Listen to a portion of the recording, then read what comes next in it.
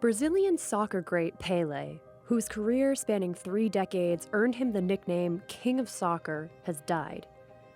He was 82 years old. Eu acho que da caixa de engraxar para cá, entende? Deus me deu essa oportunidade de dar esse exemplo aos garotos, que de lá a gente pode ser Pelé e nós vamos ter muitos Pelés aqui, se Deus quiser, no Brasil.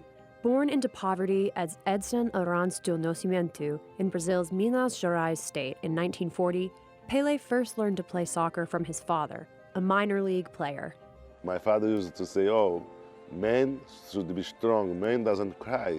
Then I saw my father cry when Brazil lost the game. Then I told him, Father, no, don't worry, I'm gonna win one World Cup for you, don't worry. I was 9 years. At 10, he got coaching from Waldemar de Brito, a former player for Brazil's national team and a friend of his father's. At 15, he began playing for professional club Santos. Pelé was first called up to Brazil's national team a year later and ended up making his World Cup debut at 17, the youngest at that point to compete. He scored 6 goals for Brazil in that 1958 World Cup, including 2 in the final, in which Brazil beat the hosts, Sweden, to win their first world title. In total, Pelé played in 4 World Cups, winning 3.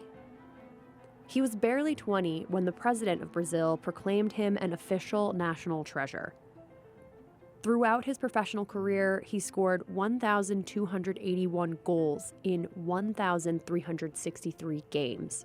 He remains the country's all-time leading scorer with 77 goals in 92 matches for the national team. After retiring from Brazilian soccer in 1974, Pelé signed a 3-year contract with the New York Cosmos of the North American Soccer League, igniting mainstream American interest in the sport. That time I have opportunity to learn English, to give opportunity to my family, my sons, my daughter to study English. Then I moved to the United States because of those, proposals, but not only because Cosmo paid me a little bit more than Santos. He scored in his first match, a friendly game against the Dallas Tornado. In 1977, Pelé retired from the sport altogether, serving instead as a worldwide ambassador for soccer. He became one of the world's first athletes to recognize the power and riches of a personal brand. What a magnificent ambassador this man has been for not just football, but for the world in general. So I would like to congratulate him, not just on his football, but for him being such a great ambassador. He made and lost fortunes as a pitchman for an eponymous Atari soccer video game, Louis Vuitton, Coca-Cola, Nokia, and Viagra, among other products. In 1992, he was appointed a UN ambassador for ecology and the environment. He was also tapped as Brazil's Minister of Sport from 1995 to 1998.